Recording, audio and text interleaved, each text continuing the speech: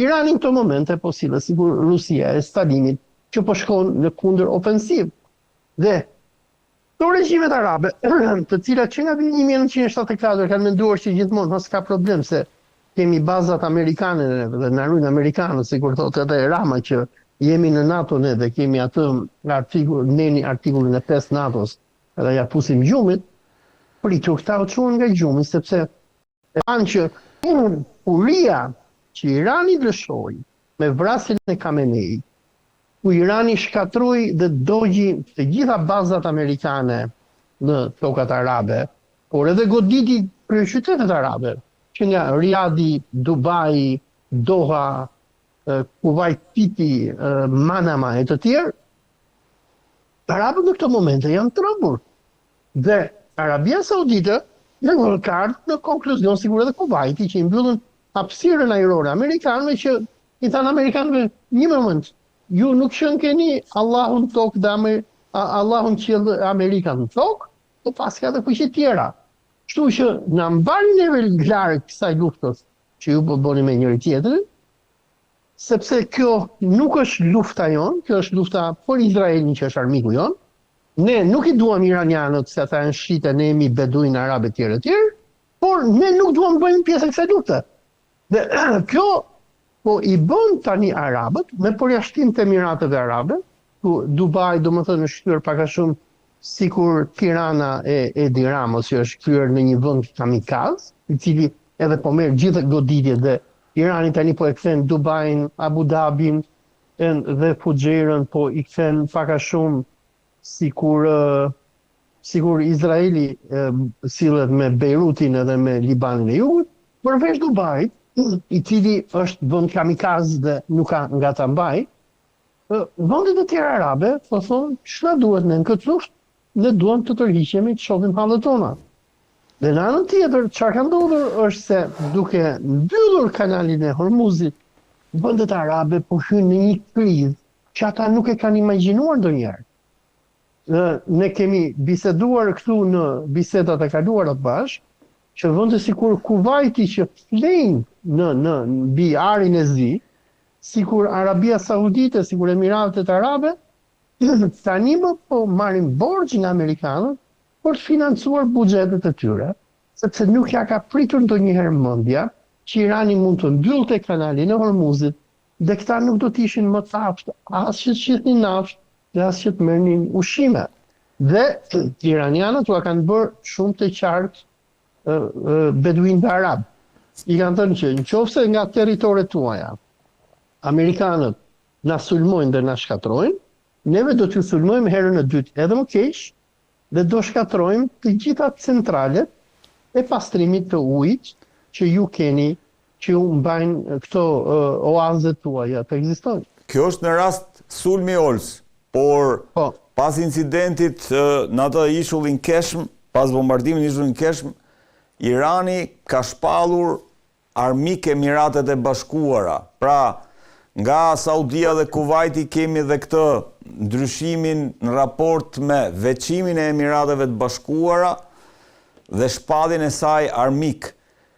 Si ta lexojmë këtë zhvillim dhe çfarë pasojash do të ketë për ato, për Dubain, për Abu Dhabin?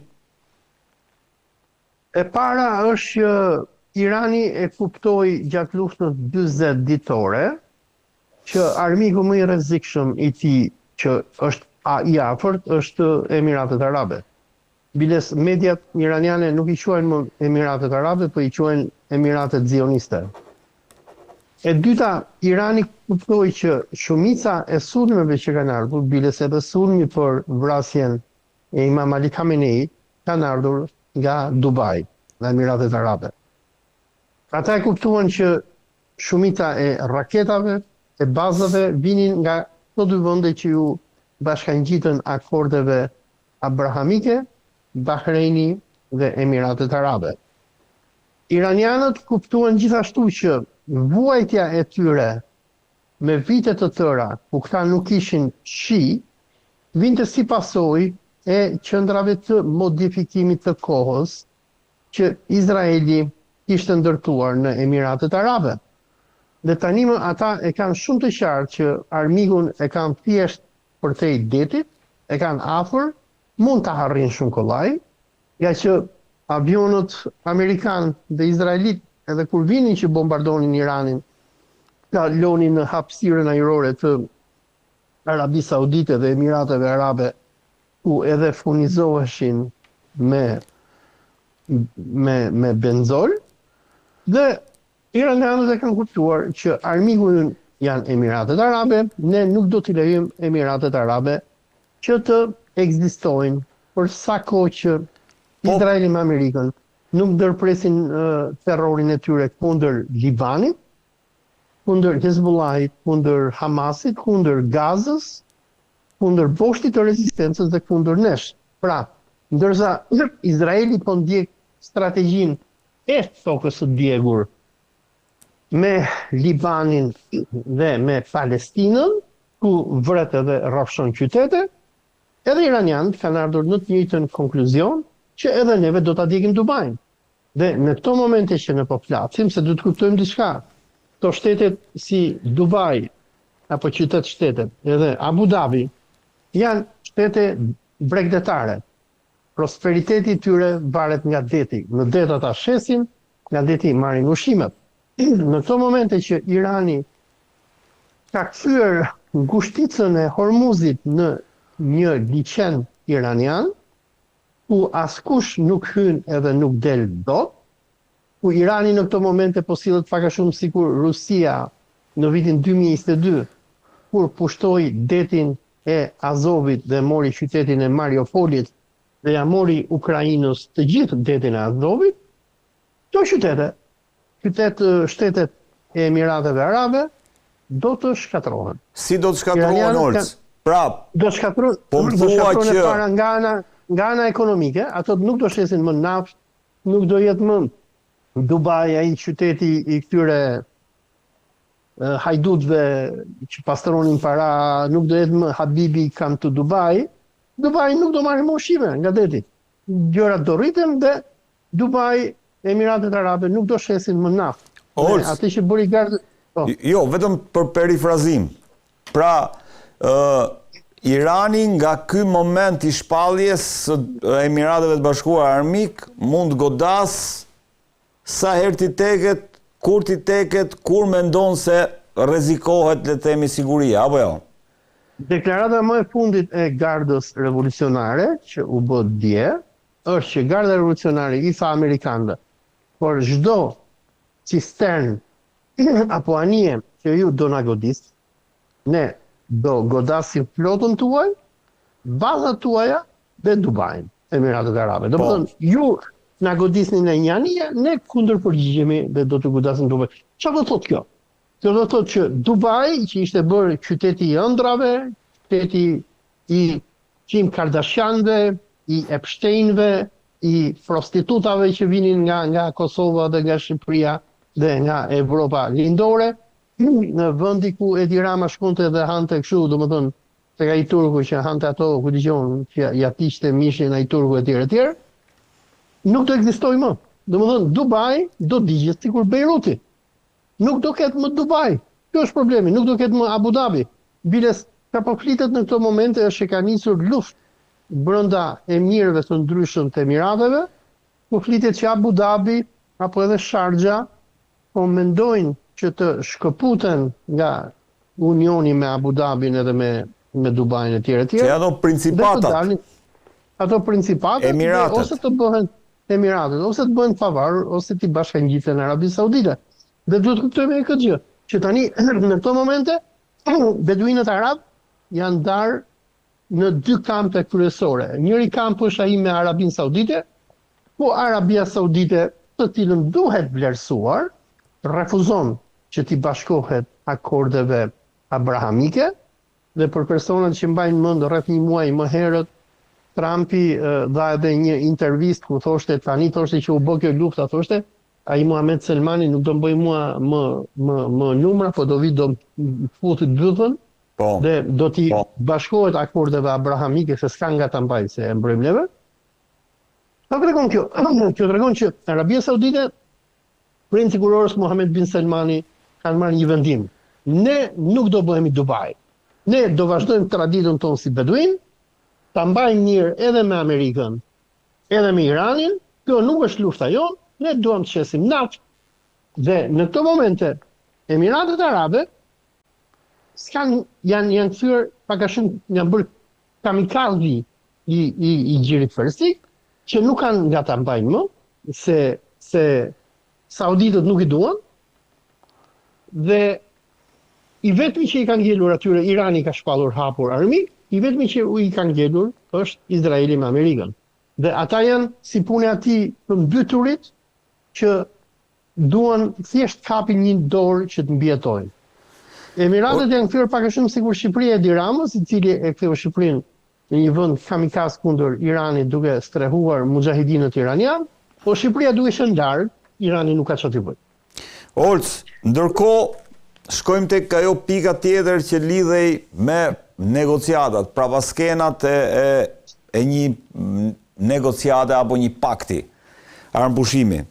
Thuhet që dhe është caktuar vizita zyrtare e presidentit Trump nga 13 deri në 15 një vizitë zyrtare në Kinë, ku normalisht përpara vizitës së Trump ishte ministri iranian Arakçi, i cili në një farë mënyrë bëri një vizitë zyrtare dhe mori mesazhet e Kinës në raport me se si duhet mbyllur apo se si mund të kemi një armëpushim.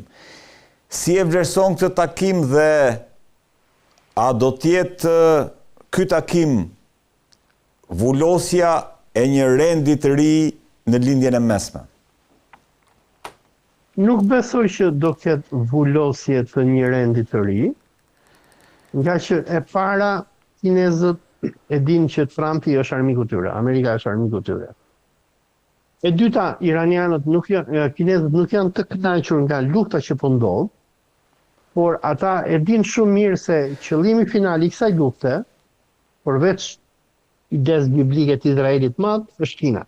Domethënë, Trumpi e ka deklaruar publikisht që ai edhe ja kërkoi edhe iranianëve ku nisi lufta, i tha juve do na jepni neve naftën, do t'u ashesim neve naftën.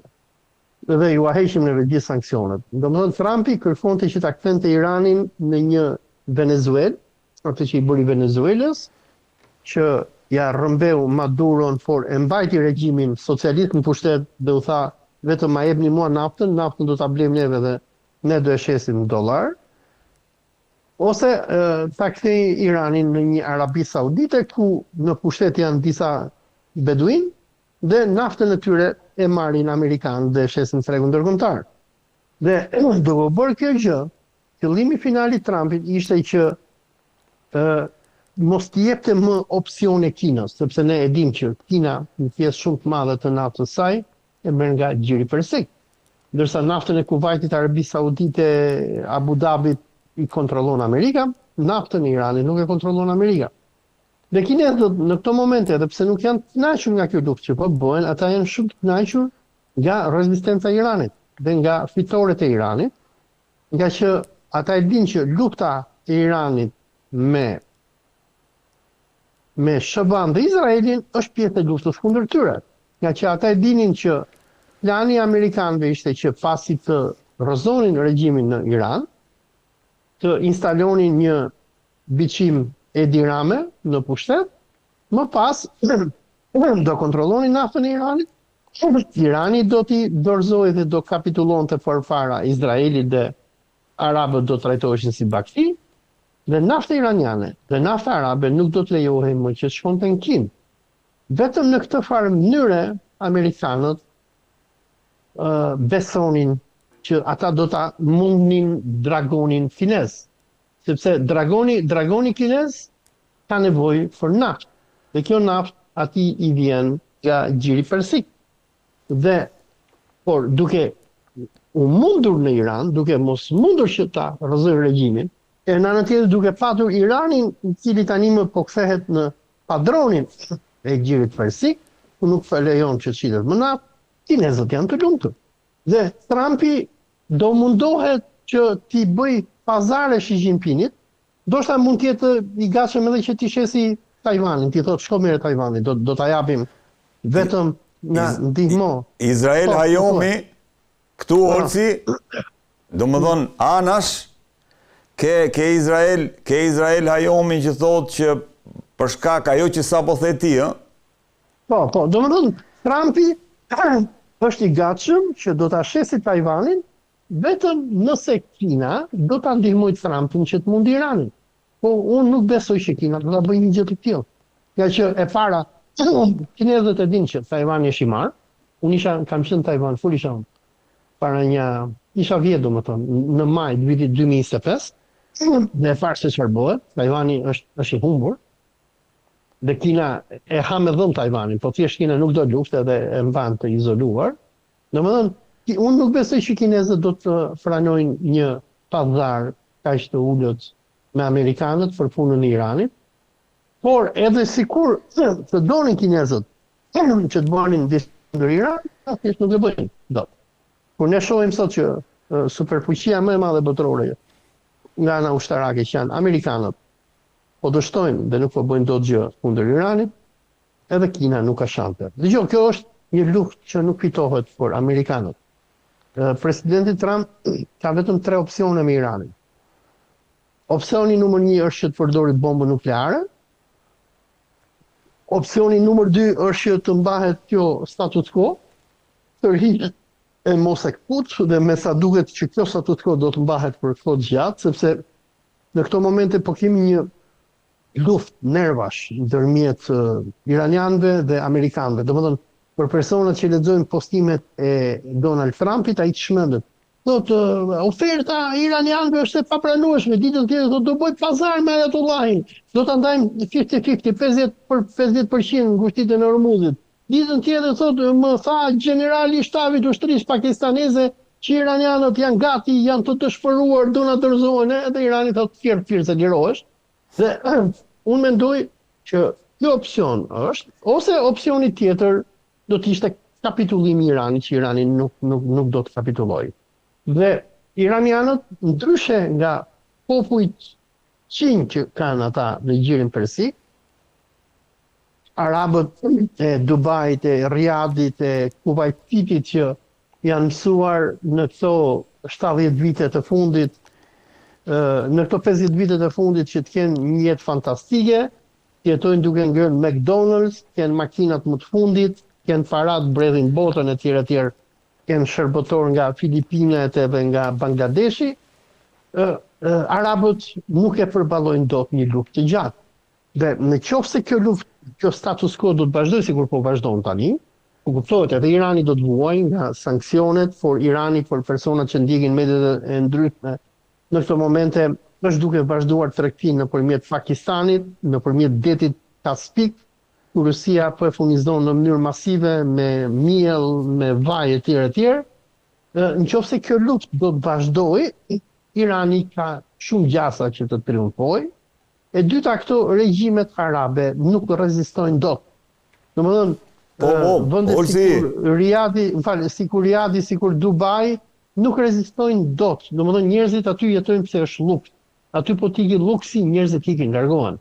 E vërtet është, por nga ana tjetër, nëse Irani nuk pranon kapitullimin, a mendon se Shtetet Bashkuara të Amerikës do ta pranojnë kapitullimin përballë Iranit? Se kjo do ishte pastaj... Një moment, iranianët janë duke luftuar për kohë. Se iranianët janë ata që shpikën shahun, ata din të luajnë shah. Ata e din që në nëntor ne do kemi zgjedhjet për Kongresin dhe Senatin në SBA. Dhe nëse kriza vazhdon që të thellohet, Republikanët do humbasin zgjedhjet, demokratët do fitojnë edhe Kongresin dhe Senatin, dhe demokratët që e duan Trumpin të vdekur më keq se sa Moshtaba Khamenei, do ta heqin nga pushteti dhe do ta fusin edhe në burg. Dhe kjo është shpresa iranianëve, të cilët po vazhdojnë të luajnë me amerikanët, dhe thonë atyre, ok, vazhdoni, edhe ne po vazhdojmë, dhe se po shikosh kërkesat e Trumpit janë kërkesa maksimaliste. Ai nuk do të bëjë marrëveshje, se ai është arrogant. ai nuk do të bëj marrëveshje me iranian. Iranianët thonë, "Okej, bëj marrëveshje, na jep lekët që na ke vjedhur, na jep kompensim për luftën, ndalo Netanyahun në Liban edhe në Palestinë edhe kundër nesh, dhe bëj marrëveshje, nuk ka problem fare." Por Trumpi me egon e tij nuk e pranon dot këtë gjë, por problemi me Trumpin është se Trumpi nuk ka kohë, ndërsa iranianët kanë kohë. Se iranianët kanë nga viti 1979, nga koha e revolucionit islamik, kanë 47 vite që jetojnë në sanksione. E du të kuptojmë diçka që burimi kryesor i ekonomisë iraniane nuk është nafta. Naftën lekët e naftës Irani i përdor për ushtrinë dhe për të modernizuar vendin. Iranianët janë popull që punojnë në për fabrika, në për ura, është popull i cili fal sanksioneve amerikane. Iranianët janë për shumë sikur Shqipëria në kohën e Enver Hoxhës, ku populli vendi jetonte me forcat e veta. Dhe për Iranin, edhe po t'i bllokojnë shitjen e naftës, Irani do të vazhdoj të bjetojë. Olc, të falenderoj shumë për kohën. Kënaqësi gjithmonë. Eyvallah.